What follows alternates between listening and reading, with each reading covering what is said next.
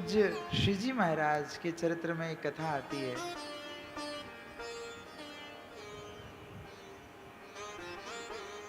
जयपुर के जयपुर नहीं, झांसी के महाराजा हुए नागर सिंह जी,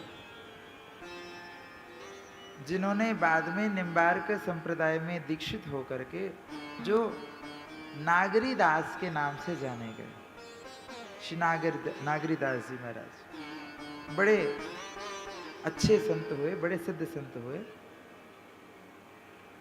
उन्होंने बड़े सुंदर सुंदर वृंदावन की महिमा में पद लिखे हैं। पूरी भागवत को उन्होंने, जैसे रामचरितमानस चौपाई में है ना, इसी तरह पूरी भागवत को चौपाई में लिखा।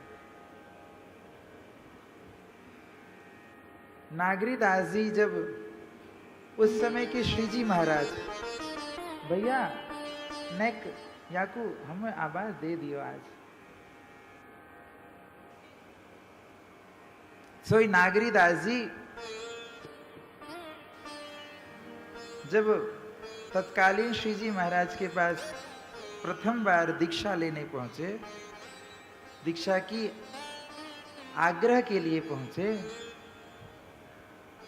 तब महाराज श्री ने उस समय उनसे पूछा। वो जाते ही, अब महाराजा थे तो अपना बखान करने लगे, अपने कुछ तो ज्ञान था ही, तभी वैराग्य जगा तो सब राजपाट को छोड़ करके वैरागी होने के लिए गए, वृंदावन वास करने के लिए गए। तो त्याग की भावना तो रही, वैराग्य तो हृदय में था। अब वैराग्य भी तभी होगा जब असार खलु संसार, ये प्रवृत्ति होगी, संसार में असारत्व का जब दृष्टि होगी तभी वैराग्य उत्पन्न होगा। तो जाते ही श्री जी महाराज से कहा कि महाराज जी, मुझे सारा जगत असार दिखता है, मैंने सब कुछ त्याग दिया है, मेरा कहीं किसी से कोई मोह नहीं है, किसी से कोई आसक्ति नहीं है। महाराज श्री ने कहा, अच्छा तो पहले रही होगी? बोले कि नहीं महाराज जी, कभी नहीं रही। अच्छा घर वालों से तो होगी, पहले तो बच्चों से तो रही होगी? बोले नहीं, बिल्कुल नहीं महाराज, हम बिल्कुल विशुद्ध हैं, हमारी कोई आसक्ति किसी से ना आज तक हुई ना अब है। जय जय ने कहा, तो भैया यहाँ कहाँ कर वे आए हो? बोले कि महाराज जी, अब हमें बस भगवान का भजन करना है, भगवत प्राप्ति करनी है, आप हमें शरणागति प्रदान करो। महाराज श्री ने कहा, वो तो ठीक है, भगवत प्राप्ति करनी है, पर भगवत प्राप्ति होगी कैसे?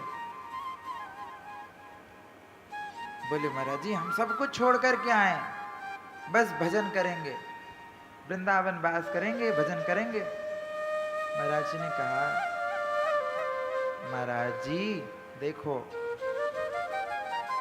आप कह रहे हो ना आपकी बच्चे में आसक्ति, ना आपकी संसार में किसी से आसक्ति, ना कोई साधारण मोह आपका किसी से रहा न है, तो हमारे पास कुछ नहीं है साधन जो हम आपको बता सकें जिससे आप भगवत प्राप्ति कर पाएं। उनको बड़ा आश्चर्य हुआ। महाराज जी, आप तो श्री जी महाराज स्वयं श्री जी की स्वरूप हैं, जगत गुरु निम्बारकाचार्य हैं, करोड़ों लोगों को आपने शरणागति प्रदान करी है, आप ऐसा कैसे बोल रहे हैं? जय जय ने कहा, देखो भैया, हम तो एक ही काम करते हैं। क्या करते हैं? जो कोई भगवान के शरणागत होने के लिए आता है, उसको उसका जो पूर्व का मोह होता है, उसकी आसक्ति जहां जहां होती है, उन सभी आसक्तियों को बटोर करके भगवान श्री राधा सर्वेश्वर के चरणों में लगा देते हैं। और आपके पास आसक्ति है ही नहीं, तो हम कौन सी आसक्ति भगवान के चरणों में रखें? हमारे पास तो कोई साधन नहीं। आपकी कहीं आसक्ति यदि हो तो आप बताओ, फिर उसी आसक्ति को भगवान के चरणों में लगा दिया जाए। आसक्ति, आसक्ति किसको कहते हैं? जब जिसके बिना रहा ना जा सके।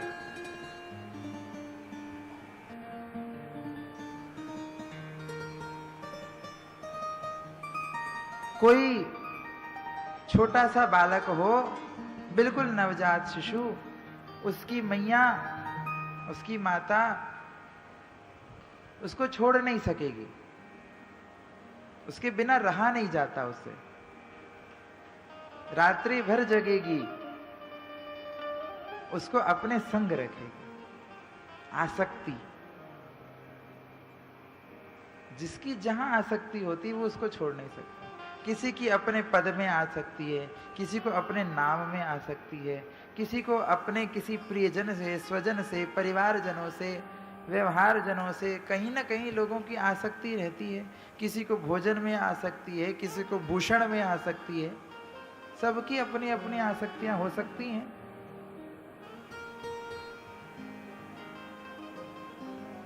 वो आसक्ति ही हटा करके वहां उसी आसक्ति को भगवान के चरणों में रख दिया जाए, भगवान में आसक्ति हो जाए, फिर भगवान के बिना रहा ना जा सके।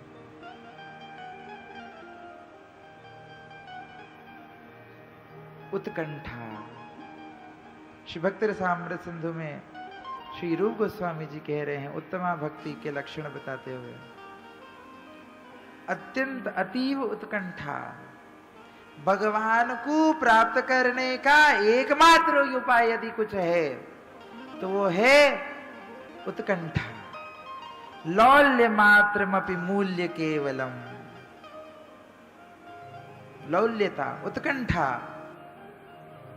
कैसी उत्कंठा? गुरुजी कहते,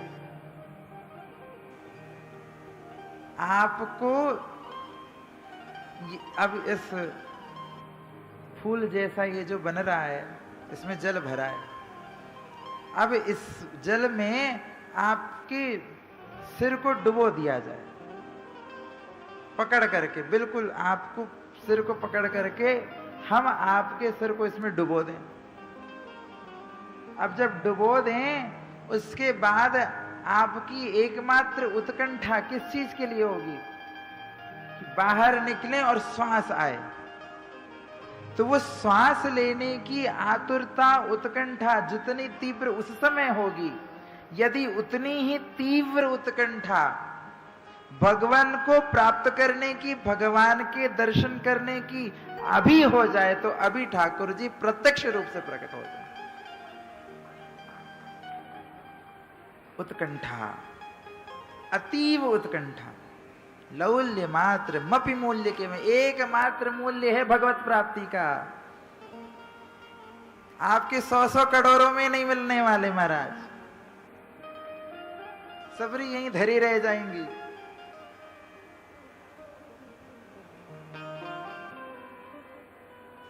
एकमात्र कोई मूल्य है उसका, तो वो है उत्कंठा।